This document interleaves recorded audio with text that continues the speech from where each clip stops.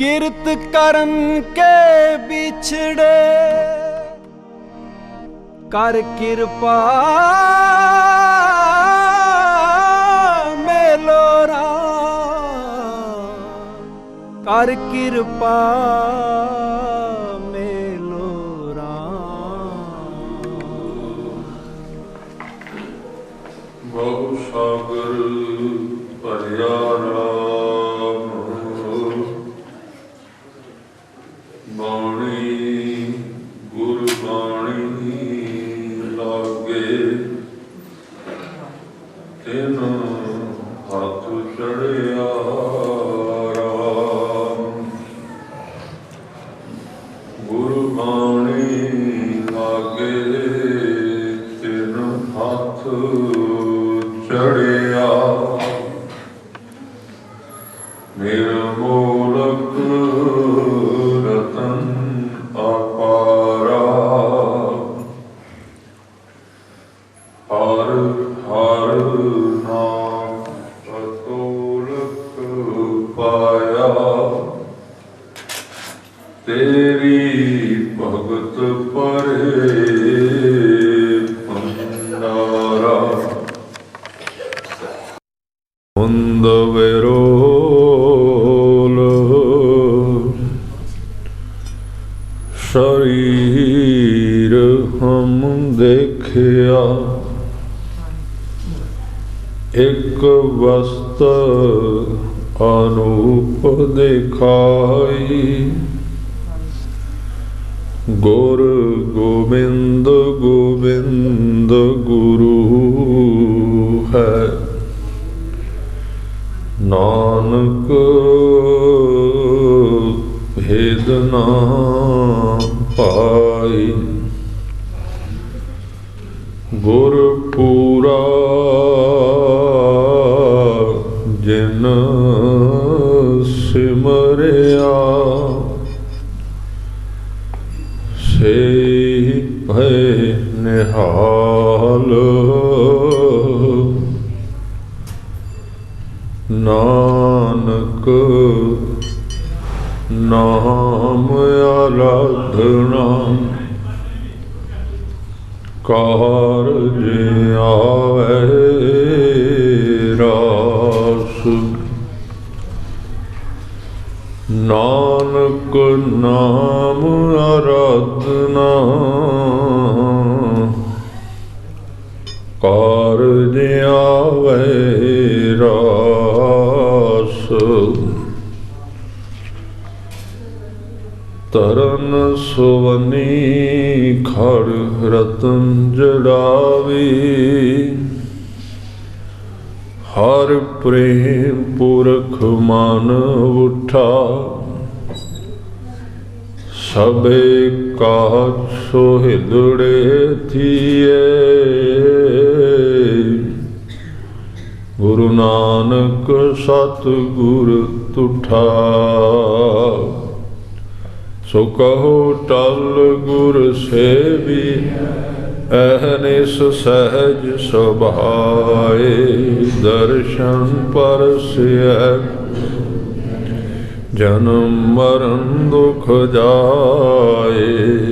होवै सिफत नूर अर्शों कुरसों, तुद डिठे सचे पातशाह। मल जन्म जन्म दी सज्जन सच्चा पातशाह। सिर शांदे जिस पास बैठिया, सोहिए सबना दा। सज्जन सच्चा पातशाह, सिर शांदे जिस पास बैठिया, सोहिए सबना दा। सतनाम वाहिगुरु साहिब जीओ। माग मजन संग साधुआ ਧੂੜੀ ਕਰ ਇਸ਼ਨਾਨ, ਹਰ ਕਾ ਨਾਮ ਧਿਆਏ ਸੁਣ, ਸਭਨਾ ਨੂੰ ਕਰ ਦਾਨ। ਮਾਗ ਮਜਨ ਸੰਗ ਸਾਧੂਆ, ਧੂੜੀ ਕਰ ਇਸ਼ਨਾਨ, ਹਰ ਕਾ ਨਾਮ ਧਿਆਏ ਸੁਣ, ਸਭਨਾ ਨੂੰ ਕਰ ਦਾਨ। ਜਨਮ ਕਰਮ ਮਲ ਉਤਰੈ, ਮਨ ਤੇ ਜਾਏ ਗੁਮਾਨ। ਕਾਮ ਕ੍ਰੋਧ ਨਾ ਮੋਹੀਐ, ਬਿਨ ਸਹਿ ਲੋਭ ਸੁਆਨ। ਸੱਚੈ ਮਾਰਗ ਚਲਦਿਆਂ, ਉਸਤਤ ਕਰੇ ਜਹਾਨ। 68 ਤੀਰਥ ਸਗਲ ਪੁੰਨ, ਜੀਅ ਦਇਆ ਪਰਵਾਨ। ਜਿਸਨੂੰ ਦੇਵੈ ਦਇਆ ਕਰ, ਸੋਈ ਪੁਰਖ ਸੁਜਾਨ। ਜਿਨਾ ਮਿਲਿਆ ਪ੍ਰਭ ਆਪਣਾ, ਨਾਨਕ ਤਿਨ ਕੁਰਬਾਨ। ਮਾਗ ਸੁਚੇ ਸੇ ਕਾਂਡੀਆ ਹੈ, ਜਿਨ ਪੂਰਾ ਗੁਰ ਮਿਹਰਬਾਨ। ਜਿਨਾ ਮਿਲਿਆ ਪ੍ਰਭ ਆਪਣਾ, ਨਾਨਕ ਤਿਨ ਕੁਰਬਾਨ। ਮਾਗ ਸੁਚੇ ਸੇ ਕਾਂਡੀਆ ਹੈ, ਜਿਨ ਪੂਰਾ ਗੁਰ ਮਿਹਰਬਾਨ। ਵਾਹਿਗੁਰੂ ਜੀ ਕਾ ਖਾਲਸਾ, ਵਾਹਿਗੁਰੂ ਜੀ ਕੀ ਫਤਿਹ। ਦੀਨ ਦੁਨੀਆ ਦੇ ਮਾਲਕ ਸਤਿਗੁਰੂ ਦਸਾਂ ਪਾਤਸ਼ਾਹੀਆਂ ਦੇ ਪ੍ਰਤੱਖ ਸਰੂਪ, ਗੁਰਤਾ ਗੱਦੀ ਤੇ ਸਬਾਏਮਾਨ ਸ੍ਰੀ ਗੁਰੂ ਗ੍ਰੰਥ ਸਾਹਿਬ ਪਾਤਸ਼ਾਹ ਜੀ ਦੇ ਚਰਨਾਂ ਅੰਦਰ ਸਬਾਏਮਾਨ ਸਤਿਕਾਰਯੋਗ ਸਨਮਾਨਯੋਗ ਸਾਧ ਸੰਗਤ ਜੀਓ, ਸਤਿਗੁਰਾਂ ਨੇ ਅਪਾਰ ਬਖਸ਼ਿਸ਼ ਕੀਤੀ ਹੈ। ਇਹ ਜੋ ਦਿਨ ਬਖਸ਼ਿਸ਼ ਕੀਤੇ ਸਨ, ਅੱਜ 3 ਕੁ ਦੀਵਾਨ ਹੋਰ ਬਚੇ ਹਨ ਔਰ ਇਹਨਾਂ ਦਿਨਾਂ ਵਿੱਚ ਹਜ਼ੂਰ ਗੁਰੂ ਅਰਜਨ ਦੇਵ ਪਾਤਸ਼ਾਹ ਜੀ ਦੀ ਬਾਣੀ 12 ਮਾਹ ਦੀ ਵਿਆਖਿਆ ਆਪ ਜੀ ਸਰਵਣ ਕਰ ਰਹੇ ਹੋ।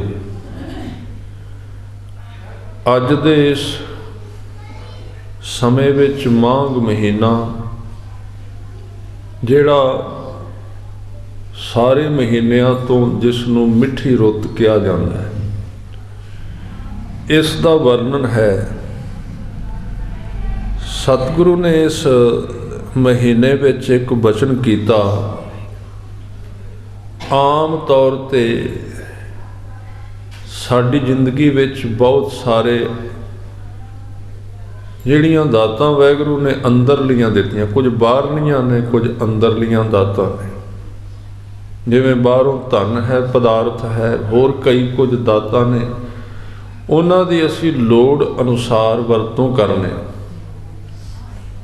ਇਸੇ ਤਰ੍ਹਾਂ ਅੰਦਰ ਦੀਆਂ ਦਾਤਾਂ ਨੇ, ਕਾਮ ਤੇ ਇਹ ਸਾਰੇ ਜਿਹੜੇ ਵਿਸ਼ੇ ਵਿਕਾਰ, ਲੋਭ ਆਦਿਕ, ਇਹ ਦਾਤ ਵਿੱਚ ਹੀ ਆਉਂਦੇ ਨੇ, ਕਿਉਂਕਿ ਉਹਨੇ ਆਪ ਬਣਾਏ, ਆਪ ਘੜੇ ਨੇ। ਸਿਰਫ ਆ ਜਿਹੜੇ 2 ਰੋਗ ਨੇ ਮਨ ਦੇ ਅੰਦਰ, ਵਿਕਾਰ ਨੇ, ਹੰਕਾਰ ਤੇ ਈਰਖਾ,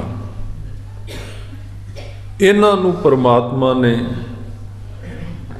ਇਉਂ ਕਹਿ ਲਓ ਵੀ ਈਰਖਾ ਨੂੰ ਨਹੀਂ ਬਣਾਇਆ। ਹਉਮੈ ਨੂੰ ਤਾਂ ਬਣਾਇਆ ਕਿ ਜਗਤ ਵਿੱਚ ਥੋੜ੍ਹਾ ਜਿਹਾ ਮਨੁੱਖ ਦਾ ਮਨ ਜਿਹੜਾ ਹੈ ਕਾਰੋਬਾਰ ਵਿੱਚ, ਕੰਮ ਵਿੱਚ ਤਾਂ ਰੁੱਝੇਗਾ, ਥੋੜ੍ਹੇ ਜਿਹੇ ਮਾਤਰ ਬਣਾਇਆ। ਇਹ ਸਾਰੀਆਂ ਚੀਜ਼ਾਂ ਮਨੁੱਖੀ ਜੀਵਨ ਵਿੱਚ ਫਿਰ ਰੁਕਾਵਟ ਵੀ ਬਣ ਜਾਂਦੀਆਂ। ਸਤਿਗੁਰੂ ਕਹਿੰਦੇ ਦਾ ਫਿਰ ਕੀ ਇਲਾਜ ਹੈ? ਜ਼ਿੰਦਗੀ ਨੂੰ ਸਫਲ ਕਰਨ ਦਾ ਤਰੀਕਾ ਕਿਹੜਾ ਹੈ? ਕਿਹੜਾ ਜਪ ਕਰੀਏ, ਕਿਹੜਾ ਤਪ ਕਰੀਏ, ਸੌਖਾ ਸਾਧਨ, ਜਾਂ ਇਉਂ ਕਹਿ ਲਓ ਜਿਹੜੀਆਂ ਰੁਕਾਵਟਾਂ, ਜਿਹੜੇ ਰੋਗ ਸਾਡੀ ਜ਼ਿੰਦਗੀ ਵਿੱਚ ਅਸਾਧ ਨੇ, ਅਸਾਧ ਦਾ ਮਤਲਬ ਜਿਨ੍ਹਾਂ ਦੀ ਦਵਾਈ ਕੋਈ ਨਹੀਂ, ਬੜੇ ਜਪ ਕੀਤੇ, ਬੜੇ ਪਾਠ ਕੀਤੇ, ਬੜੇ ਕਰਾਏ, ਪਰ ਜ਼ਿੰਦਗੀ ਦੇ ਵਿਘਨ ਨਹੀਂ ਹਟਦੇ, ਉਹਦੇ ਵਾਸਤੇ ਕੋਈ ਦਵਾਈ ਹੈ ਗੁਰੂ ਘਰ ਵਿੱਚ? ਸਤਿਗੁਰੂ ਨੇ ਅੱਜ ਉਸ ਦਵਾਈ ਦਾ ਜ਼ਿਕਰ ਕੀਤਾ ਹੈ। ਉਹ ਦਵਾਈ ਕਿਹੜੀ ਹੈ? ਕਹਿਣ ਲੱਗੇ ਜਿਹੜੇ ਸਰੀਰ ਜੁੜੇ ਹੋਏ ਨੇ ਉਹਨਾਂ ਦੀ ਧੂੜ ਵਿੱਚ ਤੂੰ ਇਸ਼ਨਾਨ ਕਰ।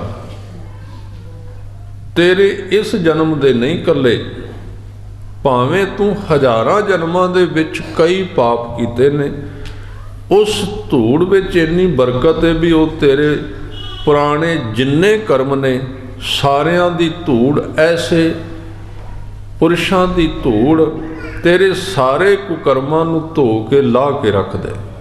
ਧੂੜ ਦੇ ਵਿੱਚ ਗੁਰਮੁਖਾਂ ਦੀ ਸੰਗਤ ਵਿੱਚ ਇੰਨੀ ਬਰਕਤ ਹੈ।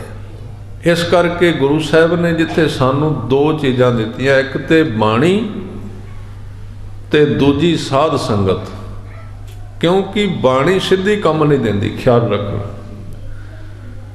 ਅਸੀਂ ਇਕੱਲੇ ਇਕੱਲੇ ਬਾਣੀ ਤੋਂ ਸਿੱਧਾ ਲਾਭ ਨਹੀਂ ਲੈ ਸਕਦੇ, ਤਾਂ ਹੀ ਗੁਰੂ ਸਾਹਿਬ ਨੇ ਜਿੱਥੇ ਬਾਣੀ ਦਿੱਤੀ ਉੱਥੇ ਨਾਲ ਜਿੱਥੇ ਵੀ ਗਏ ਕਹਿੰਦੇ ਗੁਰਦੁਆਰਾ ਬਣਾਓ, ਧਰਮਸ਼ਾਲਾ ਬਣਾਓ ਤੇ ਦੋਵੇਂ ਟਾਈਮ ਇਕੱਠੇ ਹੋ। ਉਹਦਾ ਇੱਕ ਬੜਾ ਵੱਡਾ ਵਿਗਿਆਨ ਸੀ। ਜਿਵੇਂ ਹੁਣ ਆਪ ਇੱਥੇ ਬੜੀ ਜਿੰਨੇ ਵੀ ਸਰੀਰ ਪਿਆਰ ਨਾਲ ਜੁੜਦੇ ਹੋ ਤੇ ਦਾਸ ਨੂੰ ਸਮਾਗਮਾਂ ਵਿੱਚ ਕਿਤੇ ਕਿਤੇ ਜਾਣ ਦਾ ਮੌਕਾ ਮਿਲਦਾ ਰਹਿੰਦਾ, ਉੱਥੇ ਜਦੋਂ ਦੇਖੀਦਾ ਹੈ ਤੇ ਆਮ ਲੋਕ ਵੀ ਆਉਂਦੇ ਨੇ ਜਿਨ੍ਹਾਂ ਨੇ ਕਦੀ ਬਾਣੀ ਨਹੀਂ ਪੜ੍ਹੀ, ਕਦੀ ਅਭਿਆਸ ਨਹੀਂ ਕੀਤਾ। ਉੱਥੇ ਮੀਡੀਅਮ ਦਰਜੇ ਦੇ ਲੋਕ ਵੀ ਆਉਂਦੇ ਨੇ ਜਿਹੜਾ ਕੁਝ ਕਰਦੇ ਨੇ, ਪਰ ਹਰ ਇੱਕ ਸਮਾਗਮ ਦੇ ਵਿੱਚ 1 2 3 ਸਰੀਰ ਇਸ ਤਰ੍ਹਾਂ ਦੇ ਹੁੰਦੇ ਨੇ ਜਿਹੜੇ ਚੁੱਪ ਚੁਪੀਤੇ ਅੰਦਰੋਂ ਸ਼ਬਦ ਨਾਲ ਸਾਂਝ ਪਾ ਚੁੱਕੇ ਹੁੰਦੇ, ਉਹ ਜੁੜੇ ਨੇ। ਤੇ ਉਹਨਾਂ ਦਾ ਫਿਰ ਸਤਿਗੁਰੂ ਨੇ ਤਾਂ ਬਣਾਇਆ ਵਿਗਿਆਨ, ਐਸੇ ਇੱਕ ਸਰੀਰ ਵਿੱਚ ਲੱਖਾਂ ਸਰੀਰਾਂ ਨੂੰ ਪ੍ਰੇਰਿਤ ਕਰਨ ਦੀ ਸ਼ਕਤੀ ਹੁੰਦੀ, ਭਾਵੇਂ ਉਹ ਬੋਲੇ ਨਾ ਵੀ, ਚੁੱਪ ਕਰਕੇ ਬੈਠ ਜਾਏ। ਜਿਹੜੀ ਥਾਂ ਤੇ ਉਹ ਬੈਠੇਗਾ ਉੱਥੇ ਚੌਵਾਂ ਪਾਸੇ ਉਹਦੀ ਕਪੈਸਿਟੀ ਉਹ ਘੇਰੇ ਵਿੱਚ ਲੋਕਾਂ ਨੂੰ ਪ੍ਰਭਾਵਿਤ ਕਰੇਗਾ, ਅਸਰ ਪਏਗਾ। ਇਸ ਤਰ੍ਹਾਂ ਦੇ ਥਾਵਾਂ ਬਾਰੇ ਅਸੀਂ ਕਈ ਵਾਰੀ ਕਹਿ ਦਿੰਦੇ ਹਾਂ। ਮੈਂ ਗੱਲ ਸਿਰਫ ਐਸੇ ਸਰੀਰ ਦੇ ਪ੍ਰਭਾਵ ਦੀ ਕਰਨੀ ਅੱਜ, ਕਿਉਂਕਿ ਗੁਰੂ ਅਰਜਨ ਦੇਵ ਜੀ ਕਹਿੰਦੇ ਧੂੜ ਵਿੱਚ ਇਸ਼ਨਾਨ ਕਰ। ਤੁਸੀਂ ਕਦੀ ਧਿਆਨ ਨਾਲ ਵੇਖਣਾ, ਗੁਰਦੁਆਰੇ ਸਾਰੇ ਥਾਵਾਂ ਤੇ ਨੇ, ਇਹ ਮੇਰਾ ਨਿੱਜੀ ਤਜਰਬਾ ਹੈ। ਗੁਰਦੁਆਰੇ ਸਾਰੇ ਥਾਵਾਂ ਤੇ ਨੇ, ਪਰ ਕਿਤੇ ਕਿਤੇ ਜਾਈਦਾ ਸਾਧ ਸੰਗਤ, ਉੱਥੇ ਕਥਾ ਕਰਨੀ ਸ਼ੁਰੂ ਕਰੀਏ ਤੇ ਮਨ ਕਰਦਾ ਵੀ ਬੰਦ ਹੀ ਨਾ ਕਰੀਏ। ਪਤਾ ਨਹੀਂ ਕਿੱਧਰੋਂ ਕਥਾ ਆ ਗਈ, ਪਤਾ ਨਹੀਂ ਕਿੱਧਰੋਂ ਬਖਸ਼ਿਸ਼ ਆ ਗਈ, ਤੇ ਸੁਣਨ ਵਾਲੇ ਵੀ ਜੁੜੇ ਨੇ। ਕਈ ਥਾਂ ਇਸ ਤਰ੍ਹਾਂ ਦੇ ਹੋਣਗੇ ਜਿੱਥੇ ਮਨ ਇਹ ਕਹਿੰਦਾ ਵੀ ਘੜੀ ਵੱਲ ਵੇਖਦਾ ਵੀ ਟਾਈਮ ਕਦੋਂ ਹੋਵੇ ਤੇ ਸਮਾਪਤੀ ਕਦੋਂ ਕਰੀਏ। ਮਨ ਵਿੱਚ ਖਿਆਲ ਆਉਂਦਾ ਵੀ ਕਾਰਨ ਕੀ, ਗੱਲ ਤੇ ਇੱਕੋ ਹੀ ਸਾਰੇ ਥਾਵਾਂ ਤੇ ਜਦੋਂ ਬਾਅਦ ਵਿੱਚ ਪਤਾ ਕਰੀਦਾ, ਸਹਿਜੇ ਸਹਿਜੇ ਪਤਾ ਲੱਗਦਾ ਹੈ ਵੀ ਇਸ ਅਸਥਾਨ ਤੇ ਕੋਈ ਨਾ ਕੋਈ ਜੁੜਿਆ ਹੋਇਆ ਜ਼ਰੂਰ ਰਿਹਾ ਹੈ, ਜਾਂ ਉੱਥੇ ਕੁਝ ਸਿਮਰਨ ਕਰਨ ਵਾਲੇ ਸਰੀਰ ਆਉਂਦੇ ਨੇ, ਉਹਨਾਂ ਦਾ ਅਸਰ ਇਸ ਜ਼ਮੀਨ ਤੇ, ਉਹਨਾਂ ਦੇ ਸਰੀਰ ਦੀ ਤਾਸੀਰ ਹੈ ਇਸ ਜ਼ਮੀਨ ਦੇ ਉੱਤੇ। ਇਸ ਕਰਕੇ ਜਿਹੜਾ ਜੁੜ ਗਿਆ ਉਹਦੇ ਵਰਗਾ ਹੋਰ ਕੋਈ ਪਰਉਪਕਾਰੀ ਨਹੀਂ ਹੈ। ਜਿਹੜਾ ਜੁੜ ਗਿਆ, ਕਿਉਂਕਿ ਉਹਨੇ ਬਿਨਾਂ ਯਤਨ ਕਰਨ ਤੋਂ ਲੋਕਾਂ ਨੂੰ ਜੋੜਨਾ ਹੈ, ਤੇ ਇਸ ਦੁਨੀਆ ਵਿੱਚ ਸਭ ਤੋਂ ਵੱਡਾ ਪੁੰਨ ਕਿਹੜਾ ਹੈ? ਸਭ ਤੋਂ ਵੱਡਾ ਪੁੰਨ ਹੈ ਲੋਕਾਂ ਨੂੰ ਜੋੜ ਦੇਣਾ। ਸਹਿਜ ਸੁਭਾਏ ਜਿਹੜੇ ਜੁੜੇ ਨੇ ਉਹਨਾਂ ਨੂੰ ਕਿਸੇ ਨੂੰ ਉਪਦੇਸ਼ ਨਹੀਂ ਦੇਣਾ ਪੈਂਦਾ, ਕਿਸੇ ਨੂੰ ਸਮਝਾਉਣਾ ਨਹੀਂ ਪੈਂਦਾ। ਉਹਨਾਂ ਦਾ ਪ੍ਰਭਾਵ ਹੀ ਐਸਾ ਹੈ, ਜਿੱਥੇ ਉਹ ਬਹਿਣਗੇ ਉਹ ਜ਼ਮੀਨ ਅਸਰ ਅਖਤਿਆਰ ਕਰੇਗੀ, ਉੱਥੋਂ ਦੀ ਧੂੜ ਤੇ ਪ੍ਰਭਾਵ ਪਏਗਾ। ਜਿਹੜੇ ਮਨੁੱਖ ਨਾਲ ਉਹ ਗੱਲ ਕਰਨਗੇ ਉਹਦਾ ਪ੍ਰਭਾਵ ਪਏਗਾ, ਉਹਨਾਂ ਦਾ ਸ਼ਬਦਾਂ ਦਾ ਪ੍ਰਭਾਵ ਪਏਗਾ, ਅਸਰ ਪਏਗਾ, ਲੋਕ ਜੁੜਨਗੇ। ਇਸ ਤਰ੍ਹਾਂ ਦੇ ਉਹ ਸਰੀਰ ਨੇ ਜਿਨ੍ਹਾਂ ਦਾ ਇੰਨਾ ਪ੍ਰਭਾਵ ਹੈ। ਇਸ ਕਰਕੇ ਥਾਵਾਂ ਦੇ ਵਿੱਚ ਇੰਨਾ ਅਸਰ ਜ਼ਰੂਰ ਹੈ ਕਿ ਜਿਸ ਥਾਂ ਤੇ ਜੁੜੇ ਹੋਏ ਸਰੀਰ ਵਸਦੇ ਨੇ ਉਹ ਥਾਂ ਚਾਰਜ ਹੋ ਜਾਂਦੀ, ਉਹਦੇ ਉੱਤੇ ਪ੍ਰਭਾਵ ਪੈਂਦਾ। ਸਤਿਗੁਰੂ ਨੇ ਖੁੱਲ੍ਹਾ ਇਹ ਵਿਗਿਆਨ ਦੇ ਦਿੱਤਾ ਬਈ ਕੋਈ ਇਹ ਵੀ ਵੱਖਰਾਪਣ ਵੀ ਨਾ ਕਰੇ ਕੋਈ ਆਪਣੇ ਆਪ ਨੂੰ, ਕਿਉਂਕਿ ਗੁਰੂ ਤਾਂ ਗੁਰੂ ਗ੍ਰੰਥ ਸਾਹਿਬ ਪਾਤਸ਼ਾਹ ਜੀ ਨੂੰ ਕਿਹਾ। ਪਰ ਹੈਰਾਨੀ ਇਸ ਗੱਲ ਦੀ ਵੀ ਗੁਰੂ ਗ੍ਰੰਥ ਸਾਹਿਬ ਪਾਤਸ਼ਾਹ ਜੀ ਨੇ, ਗੁਰੂ ਤਾਂ ਗੁਰੂ ਅਰਜਨ ਦੇਵ ਪਾਤਸ਼ਾਹ ਨੇ, ਗੁਰੂ ਨਾਨਕ ਦੇਵ ਮਹਾਰਾਜ ਨੇ, ਉਹਨਾਂ ਨੂੰ ਪੁੱਛੋ ਤੇ ਉਹ ਇੱਕ ਗੱਲ ਕਹਿੰਦੇ ਨੇ, ਪ੍ਰਣਵਤ ਨਾਨਕ ਤਿਨ ਕੀ ਸਰਨਾ ਜਿਨ ਤੂੰ ਨਾਹੀ ਵਿਸਰਿਆ। ਗੁਰੂ ਨੂੰ ਕਿਉਂ ਕਹਿਣਾ ਪਿਆ, ਜਦ ਕਿ ਗੁਰੂ ਨੇ ਤੇ ਉਹਨਾਂ ਨੂੰ ਬਣਾਇਆ ਹੈ ਜਿਨ੍ਹਾਂ ਨੂੰ ਵਿਸਰਦਾ ਨਹੀਂ। ਗੁਰੂ ਤੇ ਗੁਰਸਿੱਖਾਂ ਨੂੰ ਬਣਾਉਣ ਵਾਲੇ ਨੇ, ਗੁਰਮੁਖਾਂ ਨੂੰ। ਪੂਰੇ ਸਤਿਗੁਰੂ ਨੂੰ ਕਿਉਂ ਲੋੜ ਪਈ ਇਹ ਕਹਿਣ ਦੀ ਵੀ ਜਨ ਨਾਨਕ ਧੂੜ ਮੰਗੈ ਤਿਸ ਗੁਰਸਿੱਖ ਕੀ ਜੋ ਆਪ ਜਪੈ ਅਵਰੈ ਨਾਮ ਜਪਾਵੇ। ਇਹ ਕਿਉਂ ਕਹਿਣਾ ਪਿਆ? ਤਾਂ ਕਹਿਣਾ ਪਿਆ ਕਿਉਂਕਿ ਸਾਨੂੰ ਸਿਖਾਉਣ ਵਾਸਤੇ ਵੀ ਤੁਸੀਂ ਇੱਥੋਂ ਸ਼ੁਰੂ ਕਰਨਾ ਹੈ। ਸ਼ੁਰੂਆਤ ਇੱਥੋਂ ਇਹ ਯਾਦ ਰੱਖਣਾ, ਗੁਰੂ ਤੇ ਰੱਬ ਇੱਕ ਬੜੀ ਵੱਡੀ ਤਾਕਤ ਹੈ। ਸਿੱਧਾ ਉਹਦੇ ਨਾਲ ਹੱਥ ਮਿਲਾਉਣਾ ਸਾਡੇ ਵੱਸ ਦੀ ਗੱਲ ਨਹੀਂ ਹੈ। ਉਹਦੇ ਸਾਹਮਣੇ ਹੋ ਜਾਣਾ ਗੁਰੂ ਦੇ ਛੋਟੀ ਗੱਲ ਥੋੜ੍ਹੀ। ਤੁਸੀਂ ਕਦੀ ਵੇਖਣਾ, ਬਾਣੀ ਪੜ੍ਹ ਕੇ ਵੇਖੋ, 10 ਪਾਤਸ਼ਾਹਾਂ ਦਾ ਇਤਿਹਾਸ ਪੜ੍ਹ ਕੇ ਵੇਖੋ, ਜਿਹੜਾ ਵੀ ਗੁਰਸਿੱਖ 10 ਪਾਤਸ਼ਾਹਾਂ ਦੇ ਸਮੇਂ ਸਤਿਗੁਰਾਂ ਦੇ ਕੋਲ ਆਇਆ, ਕਿਸੇ ਕਿਸੇ ਨੂੰ ਤੇ ਸਿੱਧੀ ਬਖਸ਼ਿਸ਼ ਕਰ ਦਿੱਤੀ, ਕਿਉਂਕਿ ਹਰ ਇੱਕ ਸਰੀਰ ਦੀ ਜ਼ਿੰਦਗੀ ਦੀ ਤਵਾਰੀਖ ਵੱਖਰੀ ਹੁੰਦੀ ਹੈ। ਹੁਣ ਇਸ ਤਰ੍ਹਾਂ ਦੇ ਵੀ ਲੋਕ ਨੇ। ਕੱਲ੍ਹ ਹੀ ਮੈਨੂੰ ਕਿਤੇ ਗੁਰਮੁਖ ਮਿਲੇ ਕਿਸੇ ਅਸਥਾਨ ਤੇ, ਉਹਨਾਂ ਨੇ ਇੱਕ ਮਹਾਂਪੁਰਸ਼ਾਂ ਦਾ ਜ਼ਿਕਰ ਕੀਤਾ, ਕਾਰ ਸੇਵਾ ਵਾਲੇ ਸਨ, ਬੜੀ ਚੜ੍ਹਦੀ ਕਲਾ ਵਾਲੇ। ਸ਼ਾਇਦ ਤੁਸੀਂ ਸੁਣਿਆ ਹੋਣਾ, ਬਾਬਾ ਤਾਰਾ ਸਿੰਘ ਜੀ ਸਰਹਾਲੀ ਵਾਲੇ, ਕਾਰ ਸੇਵਾ ਵਾਲੇ ਮਹਾਂਪੁਰਸ਼ ਹੋ ਗੁਜ਼ਰੇ ਨੇ। ਉਹਨਾਂ ਬਾਰੇ ਉਹਨਾਂ ਨੇ ਇੱਕ ਕਿਹਾ ਵੀ ਮੈਂ ਬੇਨਤੀ ਕੀਤੀ ਵੀ ਉਹਨਾਂ ਨੇ ਕਿਸੇ ਦੀ ਸੰਗਤ ਕੀਤੀ, ਕਹਿਣ ਲੱਗੇ ਨਹੀਂ ਘਰ ਹੀ ਰਹੇ। ਘਰ ਵਿੱਚ ਹੀ ਸ਼ੁਰੂ ਤੋਂ ਹੀ ਉਹਨਾਂ ਦਾ ਮਾਹੌਲ ਇਸੇ ਤਰ੍ਹਾਂ ਬਣਿਆ। ਹੁਣ ਉਹਨਾਂ ਨੇ, ਆਪਾਂ ਇਹ ਨਹੀਂ ਕਹਿ ਸਕਦੇ ਵੀ ਸੰਗਤ ਨਹੀਂ ਕੀਤੀ ਕਿਸੇ ਦੀ, ਕੀ ਪਤਾ ਸਾਧ ਸੰਗਤ ਕਿੰਨੇ ਜਨਮ ਉਹਨਾਂ ਨੇ ਪਿੱਛੇ ਸੰਗਤ ਕੀਤੀ, ਹੁਣ ਲੋੜ ਨਹੀਂ ਪੈਂਦੀ। ਕਿੰਨੇ ਜਨਮ ਸੰਗਤ ਕਰਦੇ ਰਹੇ ਗੁਰਮੁਖਾਂ ਦੀ, ਉਹਨਾਂ ਦੇ ਨਾਲ ਰਹਿੰਦੇ ਰਹੇ, ਹੁਣ ਨਹੀਂ ਲੋੜ ਪੈਂਦੀ। ਇਸ ਕਰਕੇ ਇਹ ਮਾਰਗ ਸਾਰਿਆਂ ਦਾ ਆਪੋ ਆਪਣਾ ਹੈ, ਕਿਸੇ ਦੀ ਰੀਸ ਨਾ ਕਰਨਾ। ਸਤਿਗੁਰੂ ਸੱਚੇ ਪਾਤਸ਼ਾਹ ਕਹਿੰਦੇ, ਉਹਨਾਂ ਦੀ ਰੀਸ ਕਰੈ ਸੋ ਵਿਗੁਚੈ। ਰੀਸ ਕਰਕੇ ਵਿਗੁਚੈ ਦਾ ਅਰਥ ਖੁਆਰ ਹੋਈਦਾ। ਮਤ ਕਹਿਣਾ ਉਹ ਇਸ ਤਰ੍ਹਾਂ ਕਰਦੇ ਨੇ, ਕਿਉਂਕਿ ਕੀ ਪਤਾ ਕਿਹੜਾ ਆਦਮੀ ਕਿੰਨੇ ਪਿੱਛੋਂ ਤੁਰ ਕੇ ਆਇਆ, ਕਿੰਨਾ ਉਹਦਾ ਜੀਵਨ ਉੱਚਾ। ਜਿਨ ਹਰ ਪ੍ਰਭ ਹੈ ਰਖਵਾਰਾ। ਮੈਂ ਬੇਨਤੀ ਕਰ ਰਿਹਾ ਸਾਂ, ਜਿਹੜੇ ਲੋਕ ਸਤਿਗੁਰਾਂ ਕੋਲ ਆਏ ਉਹਨਾਂ ਨੇ ਉਹਨਾਂ ਨੂੰ ਭੇਜ ਦਿੱਤਾ, ਕਾਹਦੇ ਵਾਸਤੇ? ਸ਼ਬਦ ਦੇ ਵਰਤਿਆ ਸੇਵਾ ਕਰੋ। ਸੇਵਾ ਕਿਹਦੀ ਕਰਨੀ? ਸੇਵਾ ਤੇ ਸੰਗਤ ਦੀ ਕਰਨੀ ਹੈ ਨਾ। ਜਦੋਂ ਆਪਾਂ ਸੇਵਾ ਕਰਾਂਗੇ ਕਿਹਦੀ ਕਰਾਂਗੇ? ਸਮੁੱਚੀ ਸੰਗਤ ਦੀ ਕਰਾਂਗੇ। ਉਹਦੇ ਵਿੱਚ ਕੁਝ ਨਾ ਕੁਝ ਇਸ ਤਰ੍ਹਾਂ ਦੇ ਵੀ ਨੇ ਜਿਹੜੇ ਬਹੁਤ ਉੱਚੇ ਦਰਜੇ ਤੇ ਚਲੇ ਗਏ, ਉਹਨਾਂ ਦੀ ਸੇਵਾ ਹੋ ਗਈ, ਉਹਨਾਂ ਦੇ ਰਾਹੀਂ ਬੰਦੇ ਦੇ ਭਾਗ ਬਣੇ, ਉੱਚਾ ਜੀਵਨ ਬਣ ਗਿਆ, ਤੇ ਸਹਿਜੇ ਸਹਿਜੇ ਜੀਵਨ ਦੇ ਅੰਦਰ ਟਿਕਾਅ ਆਉਣਾ ਸ਼ੁਰੂ ਹੋ ਗਿਆ, ਸਹਿਜੇ ਸਹਿਜੇ ਅੰਦਰ ਬਰਕਤਾਂ ਆਉਣੀਆਂ ਸ਼ੁਰੂ ਹੋ ਗਈਆਂ। ਇਸ ਕਰਕੇ ਗੁਰੂ ਗ੍ਰੰਥ ਸਾਹਿਬ ਪਾਤਸ਼ਾਹ ਜੀ ਦੇ ਕੋਲ ਵੀ ਆਈਏ, ਕਿਸੇ ਨੇ ਸਤਿਗੁਰਾਂ ਨੂੰ ਬੇਨਤੀ ਕੀਤੀ, ਜੇ ਕਹਿ ਲਈਏ ਪੂਰਾ ਗੁਰੂ ਹੈ ਤੇ ਪੂਰਾ ਗੁਰੂ ਸਵਾਲ ਦਾ ਜਵਾਬ ਦਿੰਦਾ ਹੈ। ਗੁਰੂ ਗ੍ਰੰਥ ਸਾਹਿਬ ਪਾਤਸ਼ਾਹ ਜੀ ਨੂੰ ਬੇਨਤੀ ਕਰੀਏ, ਜੀ ਮਹਾਰਾਜ ਆਪ ਜੀ ਕਿਰਪਾ ਕਰੋ, ਰਹਿਮਤ ਕਰੋ, ਜਿਸ ਅਕਾਲ ਪੁਰਖ ਦੀ ਤੁਸੀਂ ਗੱਲ ਕਰਦੇ ਹੋ ਕਿੱਥੇ ਰਹਿੰਦਾ ਹੈ, ਉਹ ਕਿਹੜੀ ਥਾਂ ਤੇ ਵੇ? ਤੇ ਸਤਿਗੁਰੂ ਇੱਕ ਜਵਾਬ ਦੇਣਗੇ, ਜਿਨ ਕੇ ਚੋਲੇ ਰਤੜੇ ਪਿਆਰੇ ਕੰਤ ਤਿਨਾ ਕਹਿ ਪਾਸ। ਪਾਸ ਦਾ ਅਰਥ ਹੈ ਕੋਲ। ਪਿਛਲੇ ਦਿਨਾਂ ਵਿੱਚ ਇਸ ਪੰਕਤੀ ਬਾਰੇ ਮੈਨੂੰ ਕੁਝ ਖਿਆਲ ਆਇਆ। ਇਹ ਜਿਹੜਾ ਕੰਤ ਤਿਨਾ ਕੇ ਪਾਸ ਹੈ ਨਾ, ਇਹਦੇ ਉੱਤੇ ਥੋੜਾ ਜਿਹਾ ਧਿਆਨ ਲਿਓ। ਪਾਸ ਦਾ ਅਰਥ ਹੈ ਕੋਲ, ਕਿਉਂਕਿ ਇੱਕ ਗੱਲ ਤੇ ਯਕੀਨਨ ਹੈ ਨਾ, ਜਿਹੜਾ ਬੰਦਾ ਧਾਰਮਿਕ ਥਾਂ ਤੇ ਜਾਂਦਾ ਹੈ ਉਹਦਾ ਮਿਸ਼ਨ ਤੇ ਪਰਮਾਤਮਾ ਨਾਲ ਜੁੜਨਾ ਹੀ ਹੈ, ਸਾਂਝ ਪਾਉਣੀ ਹੈ। ਤੇ ਮੈਂ ਇਹ ਵੀ ਇੱਕ ਕੌੜੀ ਜੀ ਬੇਨਤੀ ਕਰਦੇ ਹਾਂ, ਜੇ ਕੋਈ ਬੰਦਾ ਮੰਦਰ ਮਸਜਿਦ ਗੁਰਦੁਆਰੇ ਜਾਂਦਾ ਹੈ, ਉਹਦਾ ਮਿਸ਼ਨ ਰੱਬ ਨਾਲ ਜੁੜਨਾ ਨਹੀਂ, ਤੇ ਉਹਨੂੰ ਆਪਣਾ ਟਾਈਮ ਖਰਾਬ ਨਹੀਂ ਕਰਨਾ ਚਾਹੀਦਾ। ਕਿਤੇ 4 ਪੈਸੇ ਕਮਾ ਲੈ ਦੁਨੀਆ ਵਿੱਚ, ਕਿਉਂਕਿ ਕਰਨ ਕੀ ਆਏ।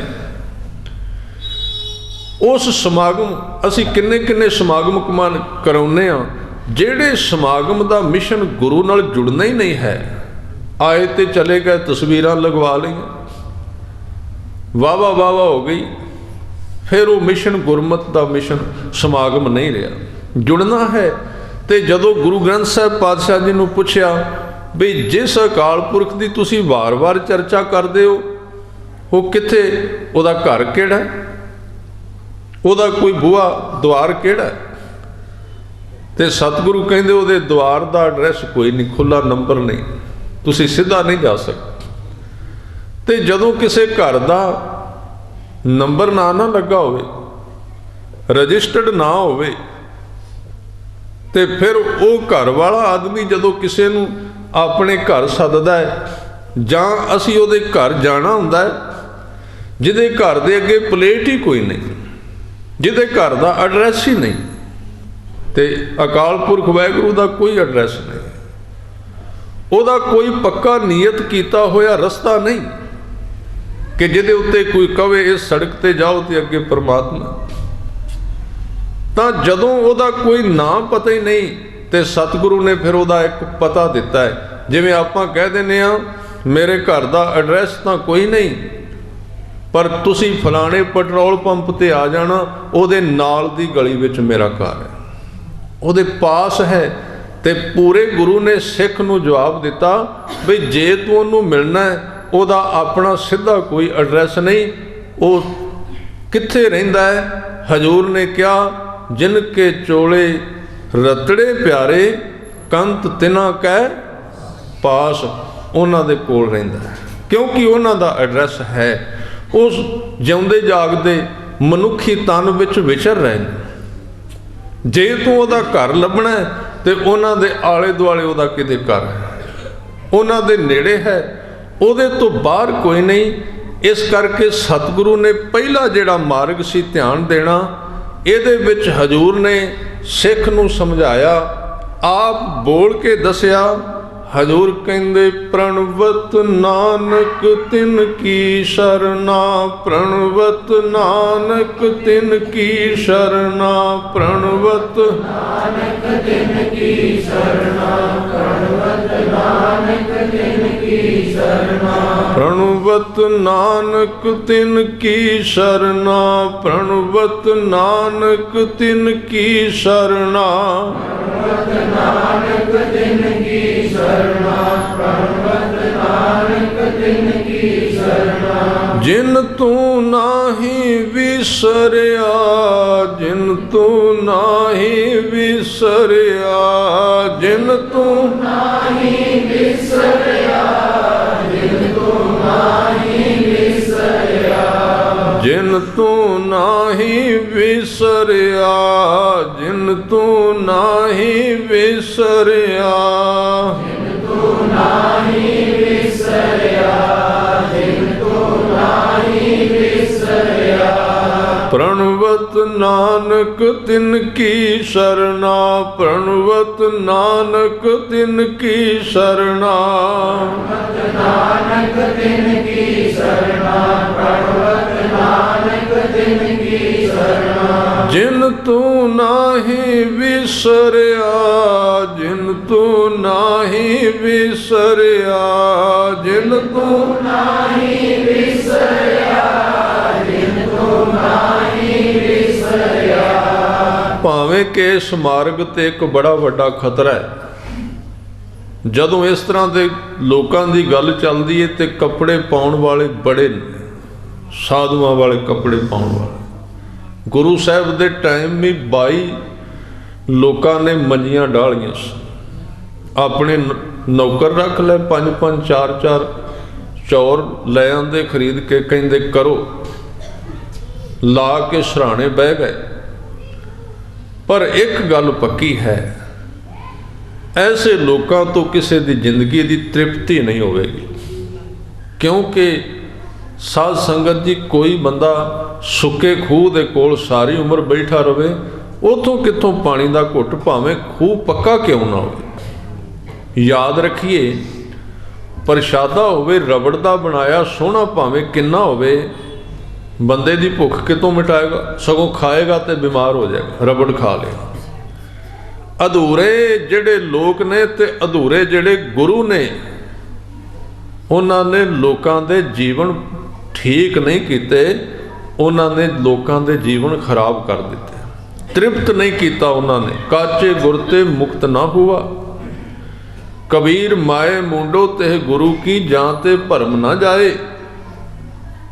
वेखो कबीर साहब किन्ने सख्त शब्द वरते ने, कहते ने उस गुरु की मां का सिर मुन देना चाहिए। ये अर्थ तुसी अखंड पाठ साहब रखाओ, आप बाणी सुनो ਜਾਂ सहज पाठ कराओ, ਉਹਦੇ ਵਿੱਚ ਕੀ ਆਉਂਦਾ, ਜਿੱਥੇ ਸਿਰਲੇਖ ਆਉਂਦਾ ਸ਼ਲੋਕ ਭਗਤ ਕਬੀਰ ਜੀਓ ਕੇ, ਉਹਦੇ ਵਿੱਚ ਇੱਕ ਸ਼ਲੋਕ ਆਉਂਦਾ ਹੈ। ਕਬੀਰ ਸਾਹਿਬ ਕਹਿੰਦੇ ਨੇ, ਮਾਏ ਮੁੰਡੋ, माए का अर्थ है मां, मुंडों का अर्थ है मुन देना सिर, ते हे गुरु की, उस गुरु दी, केड़ा गुरु, जां ते जिदे द्वारा भरम ना जाए, ओनू मनन वालियां दा भरम ना मिटे। आप डुबे चहु वेद में, आप ते डुबी गए ने वेदां विच, ते चेले दिए बहाए, पिछे आने वालियां नूं भी डोब दिता। ये शब्द क्यों वरत्या, मैं इसका थोड़ा जिहा खुलासा करना चाहूँ, क्योंकि मैनू पिछे जी कोई सज्जन इधरों हरियाणे विचों आके मिलिया, तो उन्हें एक बड़ी अजीब गल दसी, हैरान कर देने वाली। वो है तो साध संगत जी सहजधारी परिवार विच, हिंदू परिवार विच, वो इधर गुड़गावा साइड एक शहर विच रहिंदा जिथे सिख ਸਰੂਪ बहुत घट ने, पर ਉਹਦੇ मन ਵਿੱਚ प्यार है भी मैं सिक्खी धारण करा। ये गुरु की मर्जी है, क्योंकि की पता किहड़ी थां ते किहदे मन ਵਿੱਚ प्यार पैदा करना। वो स्पैशल मिलण वास्ते आया, किते कथा सुनी, विचार सुनी, गुरु घर नाल जुड़िया, किते समागम अटेंड किया, मन ਵਿੱਚ ਉਹ ਜਦੋਂ ਆਇਆ ਕਹਿੰਦਾ ਮੈਂ ਸਿੱਖੀ ਤੇ ਧਾਰਨ ਕਰਨੀ ਚਾਹੁੰਦਾ। ਪਰ ਸਾਡੇ ਸ਼ਹਿਰ ਵਿੱਚ ਕੁਝ ਲੋਕ ਇਸ ਤਰ੍ਹਾਂ ਦੇ ਨੇ ਜਿਹੜੇ ਕਹਿੰਦੇ ਵੀ ਸਿੱਖ ਕੋਈ ਨਹੀਂ ਸਨ ਬਣਾਏ ਗੁਰੂ ਸਾਹਿਬ ਨੇ, ਕਹਿੰਦੇ ਤੇ ਲੜਾਈ ਲੜਨੀ ਸੀ ਗੁਰੂ ਗੋਬਿੰਦ ਸਿੰਘ ਨੇ, ਉਹਦੇ ਵਾਸਤੇ ਕਿਰਪਾਨ ਤਾਂ ਦਿੱਤੀ ਸੀ ਉਹਨੇ ਚਿਰ ਲਈ, ਕਿਰਪਾਨ ਦੀ ਕਹਿੰਦਾ ਲੋੜ ਨਹੀਂ। ਵੇਖੋ ਕਿਵੇਂ ਦੇ ਵਿਚਾਰ ਚੱਲਦੇ ਨੇ।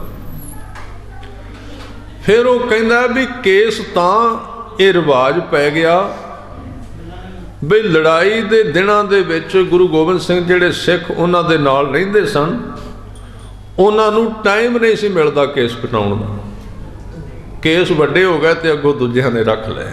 ਵੇਖੋ ਸਿੱਖੀ ਨੂੰ ਕੋਈ ਦਲੀਲ ਤਾਂ ਹੋਵੇ, ਕੋਈ ਨਾ ਕੋਈ ਉਹਦਾ ਆਧਾਰ ਤੇ ਹੋਵੇ ਜਿਹੜੀ ਗੱਲ ਬੰਦਾ ਕਰਦਾ, ਜਦ ਕਿ ਸਬੂਤ ਮੌਜੂਦ ਨੇ।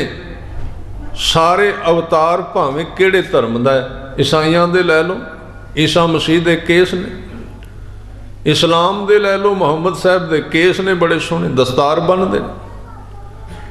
हुण रामचंद्र ते कृष्ण का कला जोड़ा तो बना दिता, दाढ़ी नहीं बनाई, कुछ ना कुछ उन्होंने अपनी सहूलत कर ली, फोटो विच तस्वीर बना ली भी चलो कुछ ना कोई सहारा तो करिए, आपां ते रखने नहीं।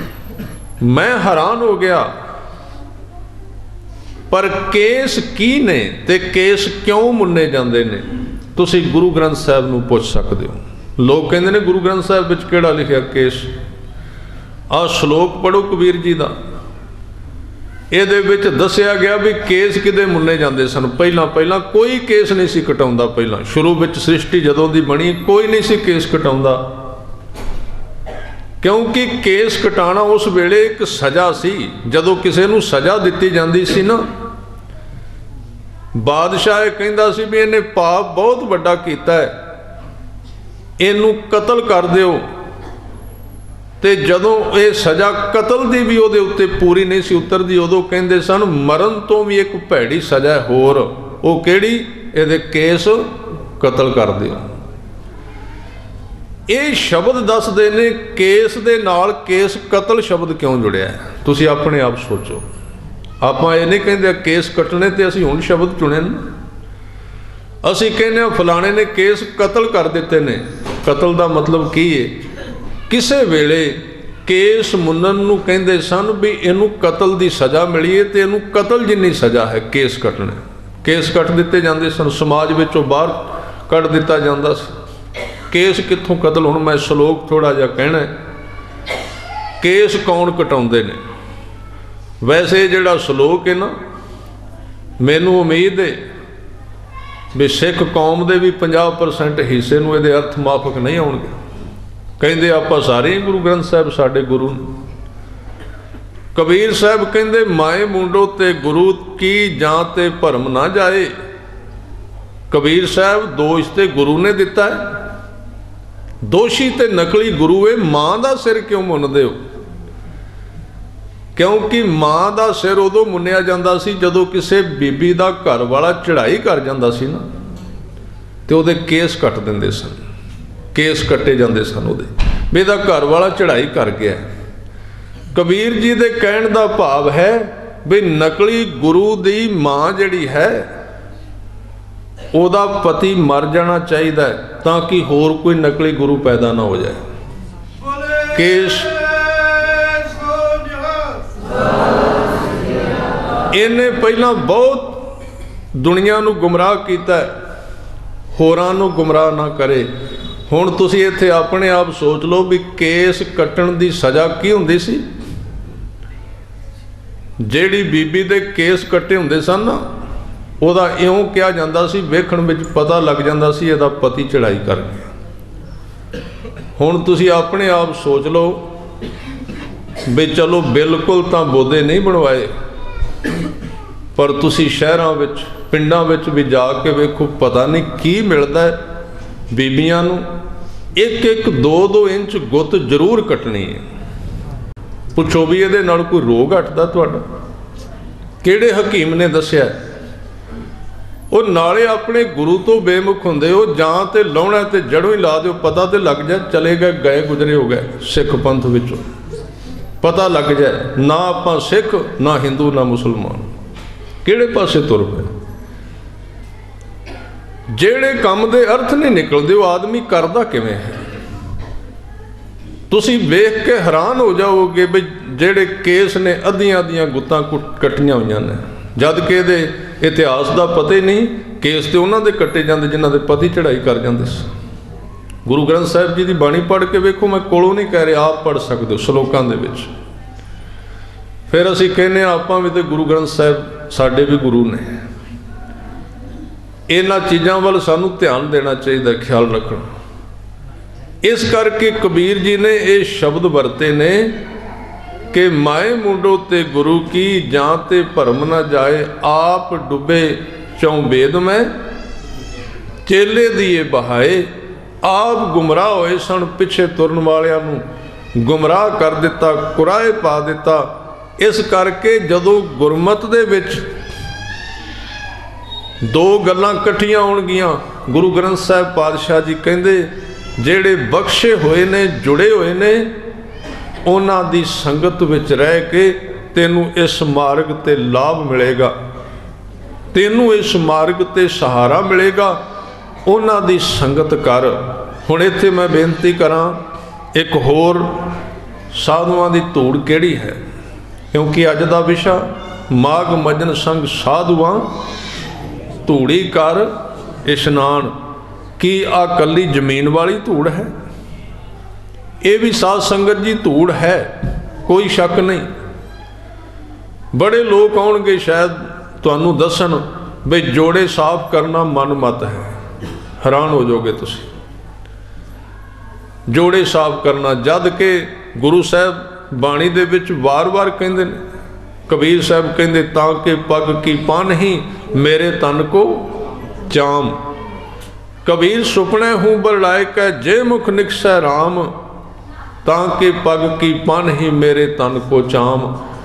गुरमुख दे चरनां दे विच इन्नी बरकत है, पर नाल नाल सुचेत तां कीता क्योंकि गुरु साहब ने दो चीज़ां, एक तो गुरमुखां दी संगत दी गल भी करनी सी, नाल सुचेत भी करना सी सिख नूं भी किते तू डंबियां दे ढाए ना चढ़ जी, क्योंकि बड़े फिरदे ने गुरमत तो हीन। जे किते कोई साधु गुरमुख दी संगत मिले तो एक गल जरूर ध्यान विच रखना, जिहड़ा गुरु ग्रंथ साहिब जी दी बाणी दे अनुसार चल रहा है। जिहड़ा धोखा दे रहा होर गल्लां करनियां शुरू कर दिंदा है। मैं इस तरह के बड़े लोग वेखे ने, उन्हां तो लोकां नूं जान छुड़ाउणी औखी हो जाती है भी इन्हां तो निकलीए किवें। हुण कपड़े वेख के चले तां गए, पर यह कंसैप्ट जरूर रखना सी गुरमत विच गुरमुखां दा, रब दे प्यारियां दा। और वार वार सतगुरु ये बाणी दे विच कहंदे हुण साधुआं दी धूड़ विच किन्नी कु बरकत है।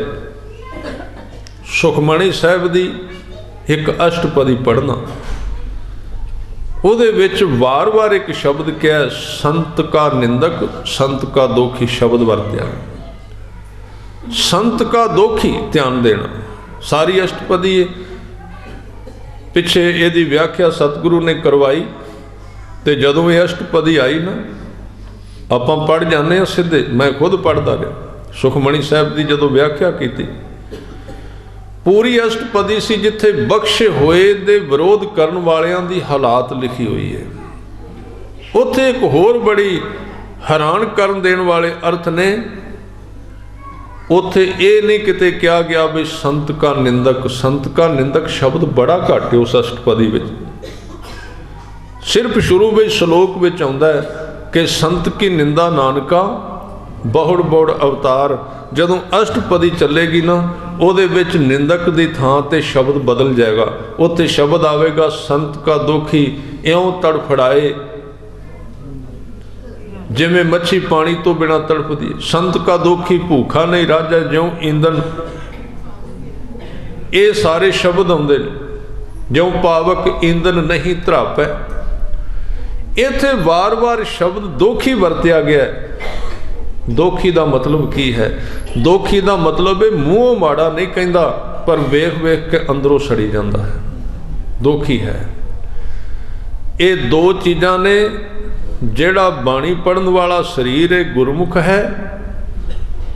जे बाहरों असी नहीं, गुरु साहब ने कहा भी असी कहने भी पता नहीं जुड़िया है कि नहीं। सतगुरु ने एक बड़ा सोहना फार्मूला दिता है, कहते वो है भावें नहीं, मैं नहीं तेनू कहता उहदे पैरों ते सिर रख, पर तू एक काम कर, जेड़ा अमृत वेले उठ के बाणी पढ़दा है, अपने मन विच उहदे प्रति ईरखा ना करी, सत्कार पैदा कर। इहदे नाल ही तेरी जिंदगी बदलनी शुरू हो जाएगी। जेड़ा मनुख बाणी नाल जुड़िया, अंदर भाव बना उहदे प्रति, भावें मूँहों ना उहदा उस्तत करी, मन दे विच उहदे प्रति सत्कार रख। ये एक बहुत बड़ी दवाई है। वो तो जुड़िया होया ना साध संगत। कहते ने हुण तां इहदा विज्ञान निकलिया, जे किसी मनुख ने मानसिक तौर पर सुखी होना है तो सारे जगत नूं सुखी वेखे कि सारा जगत सुखी, उहदे वास्ते अरदास करे। ईसाइयां दे विच प्रेयर है, अरदास है। कादी अरदास? उहदे विच अरदास कीती सारियां दे सुख वास्ते। और जदों सारियां दे सुख वास्ते असीं अरदास करने आ, ऐटोमैटिक सुख सानू मिलना शुरू हो जाता। जदों ऐसे जुड़े हुए लोगों के प्रति असी अंदरों ईरखा करने, सानू पता नहीं हुंदा भी जुड़िया कि नहीं जुड़िया। उस ईरखा के कारण साध संगत सहजे सहजे साडा मन मैला होना शुरू हो जाता, मन विच दुख आना शुरू हो जाता।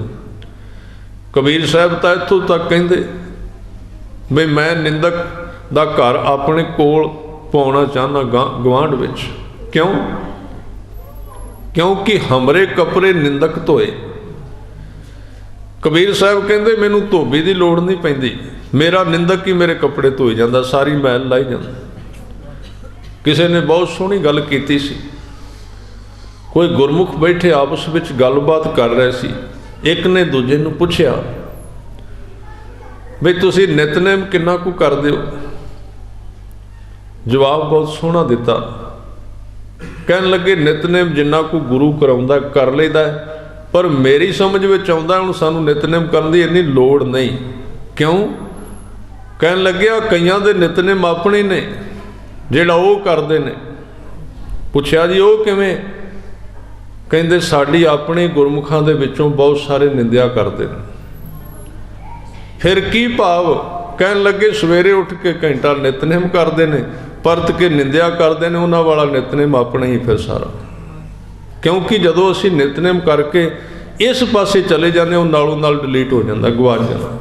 जरूरी नहीं असीं जो कुछ लिखिया साडे कोल रहेगा, वो निकलता जाता है। यही सब तो वड्डा कारण है भी साडे अंदर टिकदा कुछ नहीं। इस करके सतगुरु ने सानू इस सूक्ष्म विज्ञान वाल ध्यान दवाया, जिहदे विच दस्सिया गया भी जिहड़ा गुरमुखां दा दुखी है, रब दे प्यारिआं दा दुखी, वो अपने सारे गुण गवा लैंदा है, पर उहदा सुभाव फिर भी इस तरह दा है कि जे उहदे मन दे विच नानक संत भावै तां उसका भी होए मोख। उहदे मन विच कदी ईरखा नहीं हुंदी। साधु कौन है? साधु ये नहीं कि मैं पाठ करना जी, जे मैनू कुछ कहा तो तुहानू बुखार चढ़ जाना है। आम तौर पर साधु उन्होंने नहीं कहिंदे। साधु का सुभाव दसिया है गुरु रामदास सच्चे पातशाह जी नू। हजूर कहिंदे कि हर जन राम नाम गुण गावे। ये उहदा सुभाव है। उहदी बुराई जिन्ना मर्जी कोई करी जाए, वापसी किसी वास्ते माड़ा नहीं मंगेगा, भावें उहदा खुद निंदक भी होवे सामने, उहदे भले दी अरदास करेगा। इसलिए गुरमुख का सुभाव दसिया हजूर ने। कहंदे हर जन राम नाम गुण गावे, हर जन राम नाम गुण गावे, हर जन राम नाम गुण गावे, हर जन राम नाम गुण गावे, हर जन राम नाम गुण गावे, हर जन राम नाम गुण गावे, हर जन राम नाम गुण गावे, हर जन राम नाम गुण गावे। जे कोई निंद करे हर जन की, जे कोई निंद करे हर जन की, जे कोई निंद करे हर जन की, जे कोई निंद करे हर जन की, अपना गुण न गवावे, अपना गुण न गवावे, अपना गुण न गवावे, अपना गुण न गवावे, अपना गुण न गवावे, अपना गुण न गवावे, अपना गुण न गवावे, अपना गुण न गवावे। हर जन राम नाम गुण गावे, हर जन राम नाम गुण गावे, हर जन राम नाम गुण गावे, हर जन राम नाम गुण गावे। जिन्हां दी धूड़ विचों पाप लैंदे ने, ये उन्हां दी डेफिनेशन है, ये उन्हां दा जीवन है। जे आपां भगती ये मन के शुरू कीती भी जदों मैं भगती करांगा, जिहड़ा मेरे नाल माड़ा करेगा उहदा माड़ा होएगा, वो गुरमत दा तरीका नहीं। गुरमत दा तरीका वखरा है। आम तौर ते साडे घरां दे विच, साडीआं संस्थावां दे विच, साडे गुरुद्वारिआं दे विच की है, असीं एक दूजे दे नाल खहिंदे रहिंदे हां। ਜਿਹੜਾ कुछ ना कुछ करीदा एक दूजे नाल खै खै के गवा लईदा, उधरों करीदा उधरों गवाईदा, निकल जाता है हत्थां विचों। इस करके सतगुरु ने सानू जाच सिखाई है, सुभाव दसिया साधु ठीक है, कुछ साधु जिहड़े गुरु तेग बहादुर साहब जी ने कहा बिरले हुंदे, बहुत घट, जिन्होंने कहा कोटन मैं नानक को नारायण दे चीत। पर जिहड़ा आम गृहस्थी बंदा है ना, आम संसारी, वो भी साधु हो सकता है।